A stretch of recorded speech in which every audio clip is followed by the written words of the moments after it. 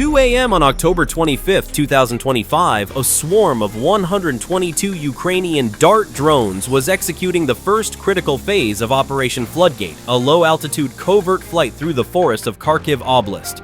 Suddenly, the mission controller's screen in a Kharkiv bunker flashed red. The A-50 AWACS, circling at 20,000 feet, picked up the faint drone signatures and began scanning their ingress corridor. This just turned a precision strike into a desperate race for survival. Based on the AWACS's speed and current distance, the drone pilots had exactly 6 minutes before that flying command post could guide a wave of air-to-air missiles to their location and annihilate the entire swarm. The mission had to succeed, because this leak wasn't an accident. It was the masterstroke of a trap Ukraine had been setting since the summer of 2025, back when Russia was bragging about crossing the river like it was a walk in the park. Now, the water was about to rise and the Russians were about to get soaked. Since July 2025, Ukrainian intelligence had been using American-made RQ-20 Puma drones with a 9-mile operational range, along with Starlink and US satellite imagery, to run a structural MRI on the dam. They mapped every single Soviet-era concrete crack. The strategy was brilliant, not a catastrophic demolition that would flood civilians, but a series of surgical pinpricks. The goal was to create a controlled leak, raising the river by just 1 foot per hour, turning the entire riverbed into a natural, inescapable mire. And the stakes couldn't be higher. A successful operation would isolate all 8,000 Russian troops and their 200 armored vehicles, cutting them off from their supply lines by sinking their 100-foot KRVD pontoon bridge. This would completely derail Russia's Vovchansk offensive at the exact moment Putin was schmoozing at the G20 summit, trying to sell a narrative of peace.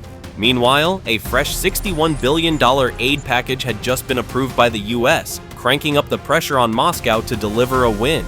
So how in the world could Ukraine poke a hole in this fortress without triggering a catastrophic flood and getting swatted out of the sky? The Russians thought the dam was secure as Putin's smile at the G20.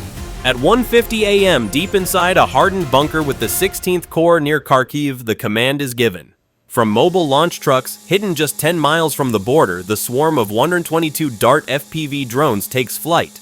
This is the first wave, the tip of the spear. But they aren't flying blind. Flying ahead of them, skimming the treetops at a mere 50 feet, is an RQ-20 Puma. Its job isn't to attack, it's to perform a final, high-speed structural analysis. Using an electro-optical and infrared camera package with a 6x zoom, think a military-grade Leica lens strapped to a stealthy bird, it maps the precise, pre-identified cracks in the dam's 10-foot-thick concrete wall in real time. Simultaneously, 12 decoy drones launch on a perfectly synchronized trajectory. The AI Hydrohack acts like a world-class project manager, choreographing their flight path to mimic the radar signature of a flock of migrating birds. This isn't just a decoy, it's a form of biological warfare. They're designed to be seen, flagged by Russian radar operators, and then dismissed as natural clutter. The falling autumn leaves? It's a free, all-natural smokescreen for Ukraine's high-tech party, disrupting ground-based radar systems. However, nature gives with one hand and takes with the other. The same autumn weather creates a low-lying fog, reducing the drone's own optical visibility by 20%. The initial bet is simple. Can they slip this entire package past the 250-mile gaze of the Nebo M radar before it ever knows they're coming? At 1:55 a.m., the plan stops being perfect. The Russian Nebo M radar, the all-seeing gatekeeper for this sector, gets a faint ping. It's not the signature of a fighter jet or a cruise missile. It's weak, intermittent, and confusing. On the screen of a Russian operator, it looks like a glitch, or maybe a flock of birds flying unusually fast. He forwards the contacts to the nearest Panzer S-1 battery. The Panzer crew, trained to eliminate any and all aerial threats, doesn't hesitate. 3 missiles scream off the rails. The good news for the operator, he gets 3 confirmed hits. The bad news, he just spent over $50,000 worth of sophisticated surface-to-air missiles to destroy what were essentially 3 flying lawnmowers. And now his screen isn't just showing a few blips, it's lighting up like a Christmas tree. The confused question echoes through the command channel. Are those birds or drones? A panicked call goes out to the A-50 AWACS circling at 20,000 feet, demanding it divert and scan the area for heat signatures. On the ground, troops from the 116th Brigade near Grafivka are jolted awake, scrambling to deploy crude anti-drone nets between trees. First blood has been drawn. The element of surprise is gone. Russia is now wide awake and angry, but in their haste, they've already wasted a quarter of the panzers ready to fire missiles on decoys. The real swarm is still out there, and they're about to receive their real gifts from Kyiv. At 1:58 a.m., with Russian missiles having tasted blood, the entire mission teeters on a knife's edge. This is the moment where the plan either dies or Ukrainian ingenuity proves it's operating on a different level entirely. This is where they flip the script. Instead of scattering in panic, the main swarm of dart drones executes a move straight out of a fighter pilot's playbook. A classic beam maneuver. They bank hard, flying at a perfect 90-degree angle to the Panzer's radar dish, screaming along at 200 miles per hour. It's a beautiful exploit of physics. A Doppler radar filter is designed to spot targets by measuring the change in frequency as they move towards or away from it. It's like listening to an ambulance siren, the pitch changes as it passes you. By flying perfectly sideways, the drone's relative velocity to the radar drops to almost zero. For a moment, they simply vanish from the Russian targeting computer, becoming as tactically interesting as a row of trees. However, a skilled operator isn't beaten that easily. It's a temporary trick. All he needs is a few seconds to adjust his filters and reacquire the targets. But he never gets those seconds. Just as the Russian operator starts to counter the maneuver, the drones unleash their intellectual knockout punch. A focused 100-watt X-band jamming signal. This isn't just static. Think of it less like a vacuum cleaner drowning out a conversation and more like a targeted denial of service attack straight to the Panzer's operating system. For the Russian operator, his multi-million-dollar display instantly becomes a screen of useless, blinding white noise. He's been electronically flashbanged. And what about the bigger Nebo M radar still trying to track the chaos? The drones release clouds of autumn leaves laced with metallic chaff. It's a form of biological warfare, turning the sky into a storm of false positives. The Russian system, likely running on software as reliable as a Yugo, is now trying to track thousands of pieces of deadly confetti. Back in the Kharkiv bunker, the drone pilot is drenched in sweat, his own screen now clear of threats. He has a 30-second window to push through. 10 seconds to the crack, he mutters. They've outsmarted the ground defenses with a 1-2 punch of physics and electronic warfare. But solving one problem has just created a much, much bigger one. Their powerful jamming attack acts like a giant electronic flare, a massive "I am here" broadcast. High above the A-50 AWACS, the Kremlin's eye in the sky doesn't need to see them anymore. It can hear them, and it has just pinpointed their exact location for the next wave of Russian air defenses, the deadly Tor M2 SAM batteries. At 2:01 a.m., the Russian A-50 AWACS, the Kremlin's eye in the sky, doesn't need to see them with radar anymore. Its passive sensors hear the jamming loud and clear, and it instantly pinpoints the swarm's exact location. The sensor suite on the A-50 is less like a simple camera and more like the thermal imaging on a Google Pixel phone, but scaled up to the size of a bus. It easily cuts through the fog and sees exactly what the ground crews cannot: a cluster of hot electric motors moving in perfect formation. That targeting data is instantly relayed to a Tor M2 battery hidden miles away, and a new, far more lethal threat is unleashed. A 9M331 missile, a 375-pound warhead packed with high explosive fragmentation, launches at 3 times the speed of sound. This is where the environment, once an ally, becomes a cage. The narrow 0.6-mile wide river valley filled with thick fog has now turned into a kill box. The drones can't climb without being instantly silhouetted for the A-50. They can't make wide evasive maneuvers because of the terrain. They are trapped. To make matters worse, the new intelligence has spurred the Russians into action on the ground. A 50-man infantry unit from the 128th Brigade is now scrambling through the darkness, not to fight, but to physically repair the pre-identified cracks in the dam and deploy more anti-drone nets. Inside the Kharkiv bunker, the pilot's screen flashes with a new, terrifying warning. A launch alert. He shouts over the comms, "Sam in the air! Sam is in the air! It's hunting the lead drone!" The stakes have just been raised to their absolute limit. This isn't just about losing a $10,000 drone. The lead drone is the key. It's carrying the primary thermobaric charge targeted for the most critical stress fracture identified by the AI. If it goes down, the entire hydraulic cascade fails. The precise surgical strike becomes impossible. Operation Floodgate dies right here, right now, in a meaningless firework display over a forgotten river. The Russian operators believe they have a guaranteed kill. They're about to find out what happens when you corner a very, very clever rat. At 2:02 a.m., the 9M331 missile is closing at nearly 3 times the speed of sound. The lead drone is a dead man flying. The lead drone, critical to the strike, risks being blasted into scrap metal. But Ukrainian engineers, backed by a little help from their friends, had planned for this exact nightmare. This is where they play their ace in the hole. The drone pilot, with ice in his veins, does something completely counterintuitive. He slows down and then deploys a tiny, American-made ALE-50 towed decoy. This isn't just a flare.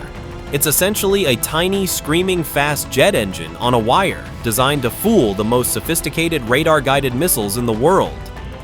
It's less of a decoy and more of a digital ghost, designed to shout, "I am the real target," louder, brighter, and faster than anything else in the sky.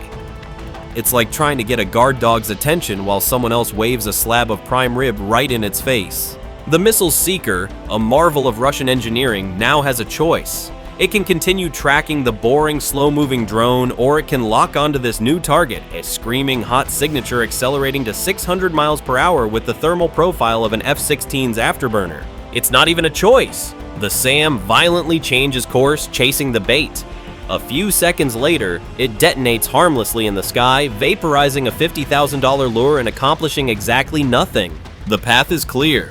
With the threat eliminated, the AI Hydrohack takes the controls for the terminal phase, performing a final millimeter-perfect course correction. The 1.5-pound thermobaric charge impacts the precise stress fracture calculated weeks in advance. It's not a deafening Hollywood explosion. It's a deep, gut-wrenching thump that echoes through the valley. It doesn't shatter the dam. It performs hydraulic surgery. A jet of high-pressure water, cold and black, erupts from the concrete. Down below, the Russian repair team hears the sound and sees the geyser. They don't wait for orders. They drop their tools and run for their lives as secondary drones begin strafing their position. The ace has been played. Every Russian defense has been bypassed. The dam is now bleeding and the river is beginning to swell. The water trap is now open. At 2:03 a.m., the lead DART drone locks its GPS coordinates, its internal guidance system calculating the final approach with an error margin of just 3 feet. The thermobaric warhead doesn't just hit the concrete. It injects its energy 5 feet deep into the Soviet-era structure. The impact creates a geyser of water that erupts into the night sky, a jet of pure kinetic energy that looks like a water ride at Six Flags gone horribly, horribly wrong. The first Russian soldier to see it probably had one thought: what the hell was that? The water's answer? Hello there. But the real genius isn't in the explosion itself, it's in the anatomy of that explosion. This is a masterclass in physics. It all starts with the trigger. The warhead's fuse was set with a precise 0.8-second delay. Why? Because the goal wasn't to blow a chip off the surface, it was to let the warhead bury itself deep inside the concrete before detonating. Next comes the energy release. When that 1.5-pound charge goes off, unleashes a 2,000 psi shockwave, amplified like a 100-pound TNT blast within the concrete. But because it's inside the dam, the 2,000 psi pressure wave is trapped. With nowhere to go, that energy acts like a hydraulic hammer from the inside out, multiplying its destructive power. It doesn't just crack the concrete, it pulverizes it into flour. This creates the structural collapse. The pulverized concrete is instantly washed away by the immense pressure of the reservoir, creating a clean, efficient, and rapidly expanding hole. This isn't a crack, it's a surgically opened artery. And that leads to the secondary effects. There's no fire, no massive fireball, just cold, relentless water. The first thing to go is the Russian electronic warfare equipment near the dam, shorting out as the dugouts begin to flood. Then the muddy torrent begins to wash out the foundations of the KRVD pontoon bridge, freezing the Russian logistics network in its tracks. The immediate aftermath is a portrait of localized paralysis. 4 entire Russian brigades, some 8,000 men, are now effectively stranded on an island of their own making. 20% of their forward dugouts aren't just compromised, they are now freezing, 50-degree foxholes, filling with a steady diet of mud and icy water. Moscow's propaganda machine scrambles to spin the disaster, but the world's media isn't buying it. Back at the river, Spetsnaz and FSB units race to the scene, throwing up a cordon. Sirens wail through the night, but it's a pathetic display of authority against a force of nature. You can't arrest a river. Within hours, US spy satellites provide the confirmation Kiev is waiting for, showing the water level rising at a steady 3 feet every 24 hours. The trap is working perfectly, and now the dominoes begin to fall across the entire strategic map. First, the loss of command. The Russian communications hub at Grafivka, which housed their sophisticated Krasuka 4 electronic warfare system, is now literally underwater. Think of it like your company's entire server room being flooded. There are no emails, no Slack messages, nothing. For 48 critical hours, the 4 brigades are electronically deaf, unable to coordinate a response. The phones in Vovchansk are ringing, but only the water is answering. Glug, glug. Next, the artillery goes silent. The 1,000 or so Russian Mist-AS cannons on the West Bank are now blind and dumb. The fog and Ukrainian jamming have cut them off from their A-50 spotter plane. Worse, the rising damp has gotten into their ammunition stores, reducing the effectiveness of their shells by an estimated 30%. It turns a devastating boom into a pathetic fizzle. This opens the door for Ukraine's HIMARS, which now roll forward from Kharkiv and begin systematically dismantling Russian ammo dumps with impunity. Then, the logistics completely freeze. The 100-foot KRVD pontoon bridge is now a twisted wreck, its foundations washed away by the current. 50 Zeal 131 supply trucks are stuck axle deep in the mud. A T90 engine in 50-degree water performs about as well as your iPhone battery in the middle of winter. A 15% drop in efficiency they can't afford. Desperate attempts to resupply by Mi-8 helicopters end in disaster, as 2 are picked out of the sky by the same Dart drones that started this whole mess. Russia's Amazon Prime next-day delivery network for the front lines has just been downgraded to 3-week standard shipping via mudcart. This leads to a total loss of initiative. For 72 hours, as Russia flounders in chaos, Ukraine launches 8 separate counteroffensives. The 66th and 92nd Brigades smash into the disorganized Russian lines, destroying 15 BMP-3s and reclaiming 3 miles of territory.